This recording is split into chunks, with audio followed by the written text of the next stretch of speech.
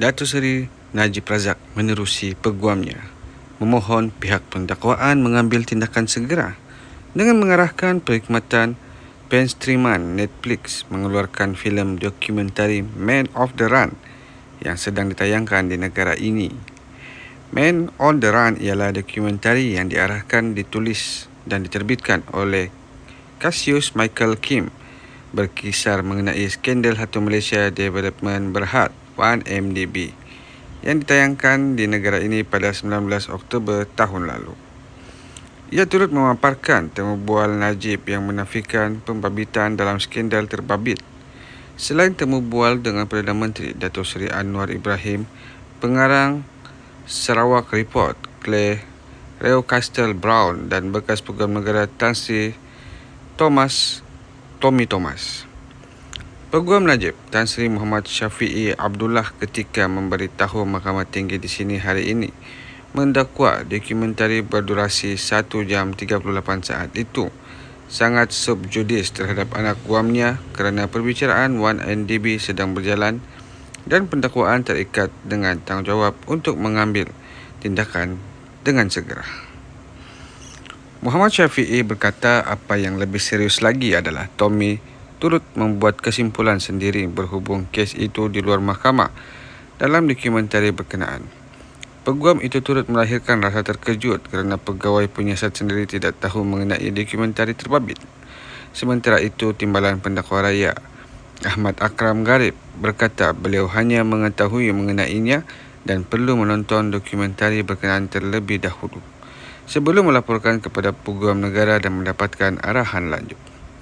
Ahmad Akram berkata, pihak pembelaan juga perlu menulis surat kepada Suruhanjaya Komunikasi dan Multimedia Malaysia SKMM dan Kementerian Dalam Negeri KDN. Muhammad Syafiee berkata, beliau akan menulis surat kepada kedua-dua agensi itu secepat mungkin. Katanya beliau juga akan memfailkan permohonan untuk menerusi prosiding pengkomitan ataupun menghina mahkamah terhadap bekas Peguam Thomas dan tindakan sama terhadap pengarang Sarawak Report Claire Reo Castle Brown. Datuk Seri Najib Razak memohon pihak pendakwaan dalam perbicaraan kes 1MDB Malaysia agar mengambil tindakan terhadap dokumentari Man on the Run yang ditayangkan dalam perkhidmatan Netflix atas alasan ia sangat subjudis dan menghina kesnya yang sedang berjalan. Peguam Datuk Seri Najib iaitu Tan Sri Muhammad Syafiee Abdullah memberitahu Hakim Datuk Colin Lawrence Secura bahawa dokumentari berdurasi 1 jam 38 minit itu sangat subjudis kepada anak guamnya dan pihak pendakwaan terikat dengan tanggungjawab untuk mengambil tindakan segera. Man on the Run adalah dokumentari diarahkan, ditulis dan diterbitkan oleh Cassius Michael Kim, berkisar mengenai skandal 1MDB yang ditayangkan di negara ini pada tahun lalu. Selepas ia disiarkan di Netflix pada Jumaat yang lalu iaitu pada 5 Januari yang turut menampilkan wawancara dengan Najib selama hampir 10 minit yang beliau menafikan terlibat dalam skandal 1MDB itu.